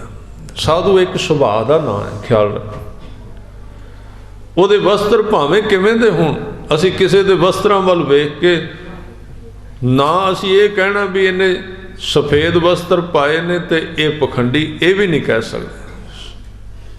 कई बारी साडे गुरमुख कलियां कलियां तुकां कढ़ लैंदे, क्योंकि कई बारी इस तरह हुंदा भी जदों कोई लाइन दे विच लोग भ्रष्ट हो जांदे ना, ते उन्हां दे उत्ते सारियां दी नज़र हो जांदी, उन्हां दे वस्त्रां दी भी निंदिया होण लग पैंदी। पर सानू ये किसी भी लाइन, किसी भी संस्था के उत्ते समुचे तौर पर आरोपित नहीं करना चाहिए। जे वस्त्रां की गल है तो गुरु साहब खुद चिट्टे वस्त्र पाउंदे सन। कई हुण गुरमुख प्यारे बहिंदे स्टेज तो, जे तुसीं किसी की गल करनी है तो उहदी शख्सियत बारे उहदी कमी दसो, कपड़ियां की गल ना करो। कई बहिंदे सर कहंदे जी चोलियां वाले इंज करते हैं, चोलियां वाले। हुण चोले तो गुरु साहब भी पाउंदे सी। गुरु हरगोबिंद साहब के चोले की आप कथा सुनाने ना, भी 52 कलियां वाला पा के आया सी। होर किन्ने सिख ने जिहड़े चोले पाउंदे। जदों असीं किसी चीज़ की बाहरी चिन्ह नूं लैके निंदिया कर दिंदे आ, उदों असीं समुचे तौर पर चंगे लोकां नूं भी विचे वलेट दिंदे। उहदे जीवन दे विच जो हर एक लाइन विच शुरू तो लैके साध संगत चंगे ते माड़े लोग इक्को थां ते रहे। इहदा सब तो वड्डा उदाहरण इक्को थां ते नहीं, इक्को संस्था विच नहीं, इक्को घर विच भी चंगे ते माड़े लोग रहे ने। उन्हां दा जिक्र गुरु ग्रंथ साहिब विच रोज़ आसा दी वार दे अखीर ते आउंदा है, जिहदे विच पिता हरनाक्ष है ते पुत्र प्रहलाद है। किन्ना डूंगा इक्को थां ते दो प्यो पुत्र दा रिश्ता है, पिता होर तरह दा, पुत्र होर तरह दा। आपां ये नहीं कह सकते भी ये घर माड़ा है। जे असीं कहांगे ये घर माड़ा जिहदे विच हरनाक्ष पैदा होया ते उसे खानदान दे विच प्रहलाद भी ते पैदा होया। पर जदों साडी बुद्धि दा दायरा छोटा हुंदा, फिर असीं स्वार्थ हित जिवें दी साडी विचारधारा हुंदी है उहदे नाल जुड़ के असीं छोटे दायरे विच जिउण लग पैंदे। इस करके जिन्हां दे अंदर नाम दी दात है, जरूरी नहीं तुसीं उन्हां दे धूड़ चुक के मत्थे नूं लाओ, जरूरी नहीं उन्होंने कहो भी ये साधु ने। बस गुरसिख का एक ही फर्ज बनता है कि जिन्ने भी सिख उन्होंने नज़र आते हैं, जेड़े बाणी पढ़न वाले जां कोई भी भला व्यक्ति है, मन विच उहदे प्रति सत्कार का भाव रखना, मन दे विच इच्छा ज़ाहिर करनी, इहदे नाल उहदा भला होना शुरू हो जाएगा।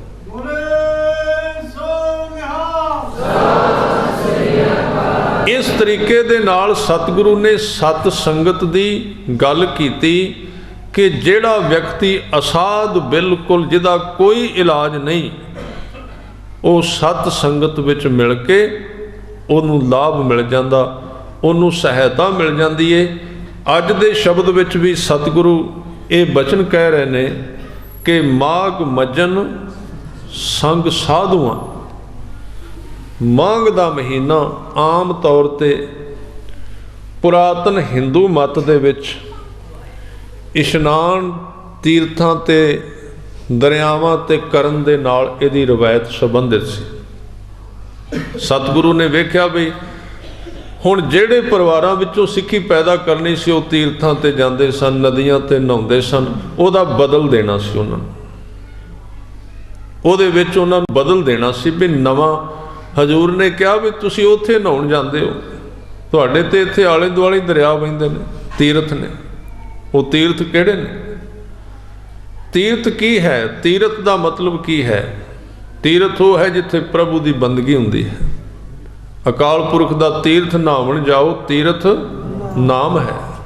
तीर्थ शब्द विचार अंतर ज्ञान है, तीर्थ बंदगी का नाम है। ते जेड़ा शरीर 40-50 सालों तो लगातार नितनेम कर रहा है, बाणी पढ़ रहा है, उस शरीर विच किन्नी बाणी दे तत्त जमा हो गए। इस करके साध संगत की महानता दिती गई।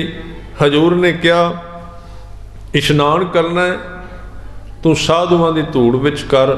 ਅੱਜ ਜਿੱਥੇ ਤੁਸੀਂ ਬੈਠੇ ਹੋਏ ਉਹ ਸਰੋਵਰ ਹੈ, ਅਣਜਾਣ ਪੁਣੇ ਦੇ ਵਿੱਚ ਇੱਥੇ ਇਸ਼ਨਾਨ ਹੋ ਰਿਹਾ। ਕੋਈ ਪਾਣੀ ਨਹੀਂ ਦਿਸਦਾ, ਕੋਈ ਦਰਿਆ ਨਹੀਂ ਦਿਸਦਾ, ਪਰ ਇੱਥੇ ਬੈਠਿਆਂ ਬੈਠਿਆਂ ਸਹਿਜ ਸੁਭਾਏ ਹੀ ਮਨ ਦੇ ਵਿੱਚ ਕੀਤੇ ਹੋਏ ਪੁਰਾਣੇ ਜਿਹੜੇ ਕਰਮ ਨੇ ਉਹਨਾਂ ਦਾ ਅਸਰ ਘਟਦਾ ਜਾਂਦਾ ਦਿਨੋਂ ਦਿਨ।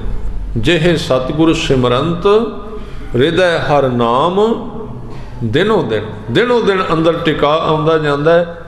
ਇਸ ਕਰਕੇ ਗੁਰੂ ਅਰਜਨ ਦੇਵ ਪਾਤਸ਼ਾਹ ਜੀ ਇਸ ਮਹੀਨੇ ਵਿੱਚ ਕਹਿੰਦੇ ਜੇ ਤੂੰ ਇਸ਼ਨਾਨ ਕਰਨਾ ਹੈ ਤੇ ਉਹਨਾਂ ਦੀ ਧੂੜ ਵਿੱਚ ਕਰ ਜਿਨ੍ਹਾਂ ਦੇ ਮਨ ਦੇ ਵਿੱਚ ਅਕਾਲ ਪੁਰਖ ਦੀ ਯਾਦ ਲਗਾਤਾਰ ਚੱਲਦੀ ਏ।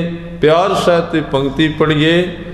ਮਾਗ ਮਜਨ ਸੰਗ ਸਾਧੂਆਂ, ਮਾਗ ਮਜਨ ਸੰਗ ਸਾਧੂਆਂ, ਮਾਗ ਮਜਨ ਸੰਗ ਸਾਧੂਆਂ, ਮਾਗ ਮਜਨ ਸੰਗ ਸਾਧੂਆਂ। ਧੂੜੀ ਕਰ ਇਸ਼ਨਾਨ, ਧੂੜੀ ਕਰ ਇਸ਼ਨਾਨ, ਧੂੜੀ ਕਰ ਇਸ਼ਨਾਨ, ਧੂੜੀ ਕਰ ਇਸ਼ਨਾਨ। ਹਰ ਕਾ ਨਾਮ ਧਿਆਏ ਸੁਣ, ਹਰ ਕਾ ਨਾਮ ਧਿਆਏ ਸੁਣ, ਹਰ ਕਾ ਨਾਮ ਧਿਆਏ ਸੁਣ, ਹਰ ਕਾ ਨਾਮ ਧਿਆਏ ਸੁਣ। ਸਭਨਾਂ ਨੂੰ ਕਰ ਦਾਨ, ਸਭਨਾਂ ਨੂੰ ਕਰ ਦਾਨ, ਸਭਨਾਂ ਨੂੰ ਕਰ ਦਾਨ, ਸਭਨਾਂ ਨੂੰ ਕਰ ਦਾਨ। ਮਾਗ ਮਜਨ ਸੰਗ ਸਾਧੂਆਂ, ਮਾਗ ਮਜਨ ਸੰਗ ਸਾਧੂਆਂ, ਮਾਗ ਮਜਨ ਸੰਗ ਸਾਧੂਆਂ, ਮਾਗ ਮਜਨ ਸੰਗ ਸਾਧੂਆਂ। ਇਹ ਤਾਂ ਪਹਿਲੀ ਕਲਾਸ ਹੈ ਵੀ ਸਾਧ ਸੰਗਤ ਕਰਨੀ। ਮੋਟੇ ਤੌਰ ਤੇ ਮੈਂ ਕਹਿ ਦਿਆਂ ਸਾਧ ਸੰਗਤ ਕਰਨੀ ਪਹਿਲੀ ਕਲਾਸ। ਸਾਧ ਸੰਗਤ ਕੀ ਹੈ? ਜਿੱਥੇ ਗੁਰੂ ਗ੍ਰੰਥ ਸਾਹਿਬ ਜੀ ਦੀ ਹਜ਼ੂਰੀ ਵਿੱਚ ਕੀਰਤਨ ਹੁੰਦਾ, ਕਥਾ ਹੁੰਦੀ ਤੇ ਗੁਰਮਤ ਦੀ ਵਿਚਾਰ ਚੱਲਦੀ, ਬਾਣੀ ਦਾ ਪਾਠ ਹੁੰਦਾ, ਉਹ ਹੈ ਸਾਧ ਸੰਗਤ ਕਰਨੀ। ਹੁਣ ਇਹਦੇ ਤੋਂ ਅਗਲੀ ਕਲਾਸ ਹੈ, ਉਹ ਕਲਾਸ ਕਿਹੜੀ? ਹਰ ਕਾ ਨਾਮ ਧਿਆਏ ਸੁਣ। ਹੁਣ ਉਹ ਸਮਰੱਥ ਹੋ ਗਿਆ ਆਪ ਨਾਮ ਜਪਣ ਦੇ, ਉਹਨੂੰ ਸਹਾਇਤਾ ਮਿਲ ਗਈ। ਉਹ ਸਾਡਾ ਹੋਮਵਰਕ ਹੈ, ਅਸੀਂ ਉਹ ਕੰਮ ਕਰਨਾ। ਜਿਵੇਂ ਆਪ ਜੀ ਕਈ ਦਿਨਾਂ ਤੋਂ ਦੀਵਾਨਾਂ ਵਿੱਚ ਹਾਜ਼ਰੀ ਲਵਾ ਰਹੇ, ਤੇ ਮੈਂ ਜ਼ਰੂਰ ਹਰ ਇੱਕ ਥਾਂ ਤੇ ਬੇਨਤੀ ਕਰਨਾ ਵੀ ਆਪਾਂ ਦੀਵਾਨਾਂ ਦੇ ਵਿੱਚੋਂ ਕੁਝ ਨਾ ਕੁਝ ਲੈ ਕੇ ਜਾਈਏ। ਆਪਣਾ ਟਾਈਮ ਬਣਾਈਏ ਕਿ ਹਰ ਰੋਜ਼ ਇੰਨਾ ਚਿਰ ਅਸੀਂ 15 ਮਿੰਟ 20 ਮਿੰਟ ਸਿਮਰਨ ਕਰਨਾ ਹੈ, ਨਾਮ ਜਪਣਾ ਹੈ। ਫਿਰ ਸਾਧ ਸੰਗਤ ਜੀ ਰੰਗ ਲਿਆਏਗਾ। ਫਿਰ ਸਾਡੇ ਕੋਲ ਇੱਕ ਹੋਰ ਅਵਸਥਾ ਆ ਜਾਏਗੀ, ਉਹ ਕਿਹੜੀ? ਸਭਨਾਂ ਨੂੰ ਕਰ ਦਾਨ। ਅਜੇ ਤੇ ਸਾਡੇ ਆਪਣੇ ਪੱਲੇ ਕੁਝ ਨਹੀਂ, ਤੇ ਜੇ ਗੁਰੂ ਨੇ ਸਿਰ ਤੇ ਹੱਥ ਰੱਖ ਦਿੱਤਾ ਆਪਾਂ ਦਾਨ ਵੀ ਕਰ ਸਕਦੇ ਹਾਂ। ਦਾਨ ਕਰਨ ਦਾ ਮਤਲਬ, ਦਾਨ ਮਤਲਬ ਇਹ ਨਾ ਸਮਝਣਾ ਵੀ 4 ਕੁ ਦਿਨ ਮਾਲਾ ਫੇਰੀ ਕਿਤੇ ਬਹਿ ਕੇ ਨਾਮ ਜਪਿਆ ਤੇ ਫਿਰ ਲੋਕਾਂ ਨੂੰ ਲੱਭਦੇ ਫਿਰੇ ਵੀ ਚੇਲੇ ਬਣਾਈਏ 2-4 ਆ ਤੇਰੇ ਸਿਰ ਤੇ ਹੱਥ ਰੱਖਾਂ। ਇਹ ਨਹੀਂ, ਇਸ ਤਰ੍ਹਾਂ ਦੇ ਬੜੇ ਲੋਕ ਫਿਰਦੇ ਨੇ। ਇਸ ਤਰ੍ਹਾਂ ਦੇ ਸਤਿਗੁਰੂ ਨੇ ਦਾਨ ਦੀ ਗੱਲ ਨਹੀਂ ਕੀਤੀ। ਦਾਨ ਉਹਨੂੰ ਕਹਿੰਦੇ ਨੇ ਜੋ ਆਪੇ ਹੀ ਦਿੱਤਾ ਜਾਏ, ਮਨੁੱਖ ਸਕੀਮ ਨਾ ਬਣਾਏ। ਦਾਨ ਉਹਨੂੰ ਕਹਿੰਦੇ।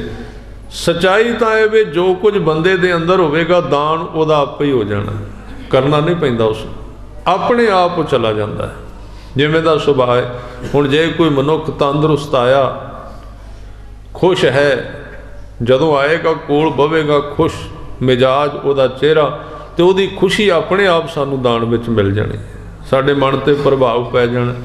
ਤੇ ਜੇ ਉਹ ਖੁਦ ਹੀ ਵਿਚਾਰਾ ਕਲਪਦਾ ਰੋਂਦਾ ਕੁਰਲਾਉਂਦਾ ਆਇਆ ਤੇ ਉਹਨੇ ਖੁਸ਼ੀ ਦਾਨ ਕੀ ਕਰਨੀ? ਖੁਸ਼ੀ ਉਹਦੇ ਕੋਲ ਹੈ ਹੀ ਨਹੀਂ। ਜੋ ਕੁਝ ਮਨੁੱਖ ਦੇ ਕੋਲ ਹੈ ਉਹਨੂੰ ਦਾਨ ਕਰਨਾ ਨਹੀਂ ਪੈਂਦਾ, ਦਾਨ ਹੋ ਹੀ ਜਾਂਦਾ ਹੈ, ਮਿਲ ਜਾਂਦਾ ਹੈ, ਖਜ਼ਾਨਾ ਹੈ ਮਨੁੱਖ ਦੇ ਕੋਲ। ਇਸ ਕਰਕੇ ਦੂਜਾ ਕੰਮ ਹੈ ਸਿੱਖ ਨੇ ਬਾਣੀ ਪੜ੍ਹਨੀ ਹੈ ਨੇਮ ਵਿੱਚ ਰੋਜ਼। ਇਹ ਨਹੀਂ ਵੀ ਟੁੱਟਵਾਂ ਜਿਹਾ ਕੰਮ ਕਰਨਾ, ਉਹਦੇ ਵਿੱਚ ਕੁਝ ਨਹੀਂ ਨਿਬੜੇਗਾ।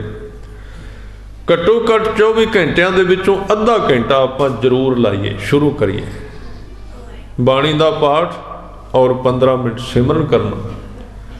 ਇਹਨੂੰ ਕਹਿੰਦੇ ਵੀ ਦਾਨ ਕਰਨਾ, ਫਿਰ ਤੂੰ ਸੇਵਾ ਕਰਨ ਦੇ ਯੋਗ ਹੋ ਜਾਏਗਾ। ਉਹ ਕਿਹੜੀ ਸੇਵਾ ਹੈ?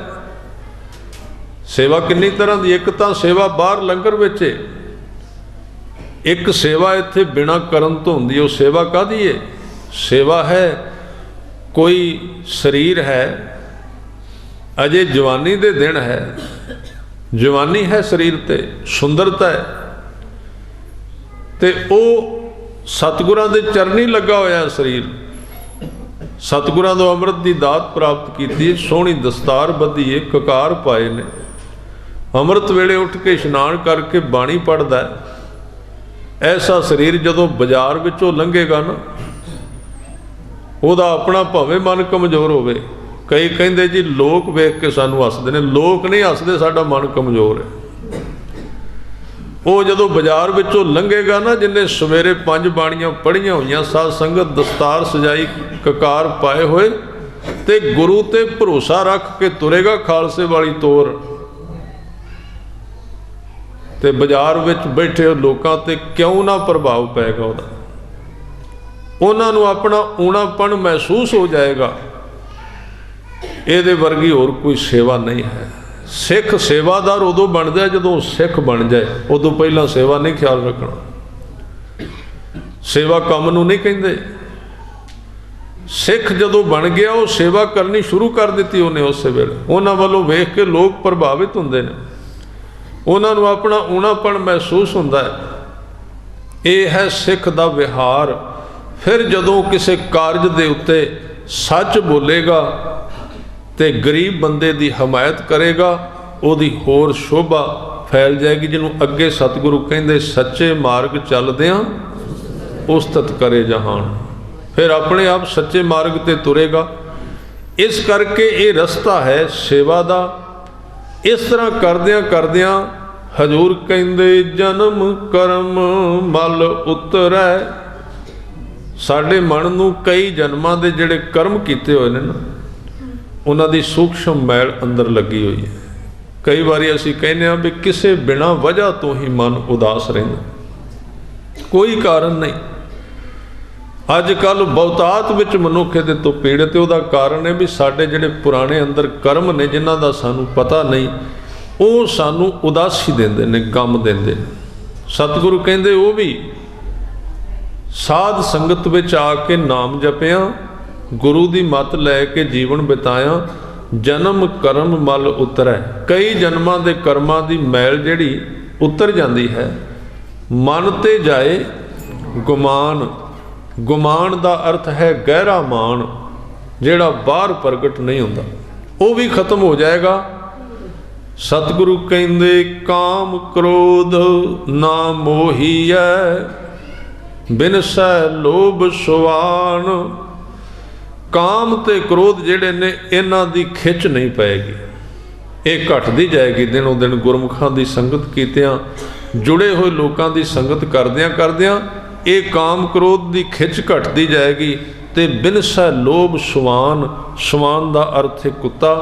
ਲੋਭ ਰੂਪੀ ਕੁੱਤਾ ਜਿਹੜਾ ਉਹ ਵੀ ਬਿਨਸ ਜਾਏਗਾ। ਇਸ ਤਰ੍ਹਾਂ ਜੇ ਕੋਈ ਮਨੁੱਖ ਕਰੇਗਾ ਤੇ ਸਤਿਗੁਰੂ ਕਹਿੰਦੇ ਸੱਚਾ ਮਾਰਗ ਚੱਲਦਿਆਂ ਉਸਤਤ ਕਰੇ ਜਹਾਨ। ਸੱਚ ਤੇ ਤੁਰਿਆ ਸਾਧ ਸੰਗਤ ਜੀ ਜ਼ਰੂਰ ਜਗਤ ਵਿੱਚ ਉਸਤਤ ਹੋਏਗੀ। ਭਾਵੇਂ ਕਿੰਨੇ ਅੱਜ ਅਸੀਂ ਕਹਿੰਦੇ ਹਾਂ ਝੂਠ ਦਾ ਸਮਾਂ ਜੀ, ਝੂਠ ਬੋਲੋ ਤੇ ਐਸ਼ ਕਰੋ। ਇੰਨਾ ਝੂਠ ਚੱਲਦਾ ਜਗਤ ਵਿੱਚ, ਸੁਖੀ ਵੀ ਹੈ ਕੋਈ ਉਹਨਾਂ ਵਿੱਚੋਂ? ਖੋਲ ਕੇ ਵੇਖੋ, ਝੂਠ ਬੋਲ ਕੇ ਕੋਈ ਮਨੁੱਖ ਸੁਖੀ ਹੋਇਆ? ਫਿਰ 1 ਮਹੀਨਾ ਸੱਚ ਬੋਲ ਕੇ ਵੇਖ ਲੈਣਾ ਚਾਹੀਦਾ, ਸੱਚੇ ਮਾਰਗ ਤੇ ਤੁਰ ਕੇ ਵੇਖ ਲੈਣਾ ਚਾਹੀਦਾ। ਉਹਦੇ ਵਿੱਚ ਇੱਕ ਆਨੰਦ ਹੈ, ਇੱਕ ਖੁਸ਼ੀ ਮਿਲਦੀ ਹੈ। ਇਸ ਕਰਕੇ ਉਸਤਤ ਕਰੇ ਜਹਾਨ। ਦੁਨੀਆ ਦੇ ਮਨੁੱਖ ਜ਼ਰੂਰ ਉਸਤਤ ਕਰਦੇ ਨੇ, ਭਾਵੇਂ ਉਹਦੇ ਵਿਰੋਧੀ ਵੀ ਹੋਣ। ਸਾਧ ਸੰਗਤ ਜੀ, ਜਨਰਲ ਬਰਾੜ ਜਿਹਨੇ ਦਰਬਾਰ ਸਾਹਿਬ ਦੇ ਹਮਲੇ ਦੀ ਕਹਾਣੀ ਲਿਖੀ ਆਪਣੀ ਕਿਤਾਬ ਵਿੱਚ, ਉਹ ਸੰਤ ਬਾਬਾ ਜਰਨੈਲ ਸਿੰਘ ਨੂੰ ਕਈ ਥਾਵਾਂ ਤੇ ਲਿਖਦਾ ਵਾ, ਅੱਤਵਾਦੀ ਸੀ, ਕੁਝ ਵੀ ਸੀ, पर अखीर नूं उहनूं भी कहना पिया कि ऐसा सच्चा संत लभना मुश्किल है। जिहड़ा विरोधी भी है, भावें सच वक्ती तौर पर कौड़ा लगता है, पर ਉਹਦਾ विरोधी भी ਉਹਦੇ सच्चे तत्त ਜਿਹੜੇ ने, ਹੁਣ बड़े लोग ने इस तरह के भ्रिष्ट लोग ने जिन्हां ने बड़ियां सौहां खाधियां सन, बहुत कुछ कीता सी, सब छड्ड दिता, परिवारां दे परिवार खत्म हो गया, किसी नूं कोई याद नहीं किन्नियां मावां रुलदियां फिरदियां अजे तक, आपो अपनियां ऐश परस्ती दे विच पै गए। पर झूठे लोकां दे अंदर कदी खुशी नहीं हो सकती, वो अंदरले हिस्से दे विच एक गम दे विच मरदे रहिंदे, झुरदे रहिंदे। इस करके सतगुरु कहंदे उस्तत करे जहान। इस तो अगे एक होर गुण दसिया साहब, कहंदे 8-60 तीरथ सगल पुन जी दया फरमान। गुरु अर्जन देव जी दे वक्त 68 तीर्थां दी इस समाज विच बहुतात सी। लोग कहंदे 68 तीर्थां दा इशनान करके आए। सतगुरु कहंदे तू किधर तुरया फिरेगा तीर्थां, आ तेरे पिंड दे विच इन्ने जीव ने जिन्हां दा कोई सहारा नहीं, जिन्हां नूं कोई दवाई दारू देण वाला नहीं। जे तेरे अंदर उन्हां प्रति दया है, जीवां दे प्रति, जीवां दे प्रति तू दया रखना है, ते 68 तीर्थां दा इशनान इत्थे हो गया। जे तू जीवां दी रत पीना ते फिर तू भावें किन्ने इशनान करी, परमात्मा दे दर ते प्रवान नहीं होने। ਇਹਦੇ ਤੋਂ ਵੱਡਾ ਹੋਰ ਤੀਰਥ ਕਿਹੜਾ? ਤੁਰਦਾ ਫਿਰਦਾ ਮਨੁੱਖ ਸਭ ਤੋਂ ਵੱਡਾ ਤੀਰਥ ਹੈ। ਇਹਦੀ ਸੇਵਾ ਕਰਨੀ, ਜਿਉਂਦੇ ਮਨੁੱਖ ਦੀ ਸੇਵਾ ਕਰਨੀ, ਜਿਉਂਦੇ ਮਨੁੱਖ ਦੇ ਨਾਲ ਪ੍ਰੇਮ ਕਰਨਾ, ਇਹਦੇ ਤੋਂ ਵੱਡਾ ਹੋਰ ਕਿਹੜਾ ਧਰਮ ਹੈ? ਲੋਕ ਜਿਉਂਦੇ ਮਨੁੱਖਾਂ ਨੂੰ ਪੁੱਛਦੇ ਨਹੀਂ, ਪੱਥਰ ਦੀਆਂ ਮੂਰਤੀਆਂ ਦੇ ਦੁਆਲੇ ਸਾਰੀ ਜ਼ਿੰਦਗੀ ਲਾ ਦਿੰਦੇ। ਸਤਿਗੁਰੂ ਨੇ ਕਿਹਾ ਰਸਤਾ ਨਹੀਂ, ਤੂੰ ਉਸ ਮੂਰਤੀ ਨਾਲ ਪ੍ਰੇਮ ਕਰ ਜਿਹਦੇ ਵਿੱਚ ਰੱਬ ਤੁਰਦਾ ਪਿਆ, ਜਿਹਦੇ ਵਿੱਚ परमात्मा वेख रहा अखां खोल के, ਉਹਦੇ ਨਾਲ प्रेम कर, ਉਹ ਤੈਨੂੰ तेरी सेवा ਉਹਦੇ दर ते प्रवान हो जाएगी। जी दया प्रवान, पर ਇਹ ऊपर वाली सारी दात किनू मिलती? जिसनों देवै दया कर, ਜਿਹਦੇ ते दया कृपा करके सुमत जिन्हों बख्शदा, सोई पुरख सुजान, ਉਹੀ मनुख सियाणे समझदार ने। ते अखीर ते सतगुरु ने बचन किया, जिन्ना मिलिया प्रभ अपना, नानक तिन कुर्बान। कुर्बान का मतलब हुंदा है भी अपने शरीर तक की कुर्बानी देने लई तैयार हो जाना। गुरु अर्जन देव पातशाह जी कहते मैं उन्हां तो कुर्बान होना चाहुंदा, ते कुर्बान होए भी, कला क्या नहीं, शरीर की भी कुर्बानी कर दी, शहादत दी, सच के मार्ग ते तुरदियां। गुरु अर्जन देव पातशाह जिन्हां नूं अकाल पुरख वाहिगुरू की प्राप्ति हुई है, उन्हां नूं सतगुरु ऐसे बचन कहंदे ने, और वो फिर उन्हां तो बलहार भी जाते ने। पर उन्हां दी एक निशानी है, वो सदा ही पर उपकार की जिंदगी जिउंदे ने। जिन्ना मिलिया प्रभ अपना, नानक तिन कुर्बान, माग सुचे से काढ़िया, जिन पूरा गुर मेहरबान। पूरे गुरु ने जिन्हां ते दया कर दी, मेहर कर दी, रहमत कर दी। सतगुरु कहंदे वो इस माघ दे महीने विच नाम द्वारा सुचे ने, उन्हां दे कर्म सुचे, उन्हां दे विचार ते भाव, ये तिन्ने चीज़ां नाम द्वारा पवित्र होईयां। सो आओ कुछ समा आपां जिवें कि पहलां भी सिमरन नाल जुड़ीदा है, सारियां ने किरपा करनी, क्योंकि अखीरले दिन आपां ने परसों दे दीवान विच निरंतर सारा दीवान सिमरन विच जुड़ना। और एक मैं बेनती करां भी समाप्ति ते आप जी किरपा करिया करो। अरदास तो पहलां जिथे आपां इन्ना चिर बैठे, किसी ने जाना नहीं भी लंगर विच थां नहीं मिलती, इत्थे सारी सतगुरां दे हुक्मनामे तो बाद आप जी ने सारियां ने जाना है। आओ कोई भी रसना खाली ना रहे, बोलन तो बिना सारियां ने प्यार सहित बोलना है। वाहे गुरु वाहे गुरु वाहे गुरु वाहे गुरु वाहे गुरु वाहे गुरु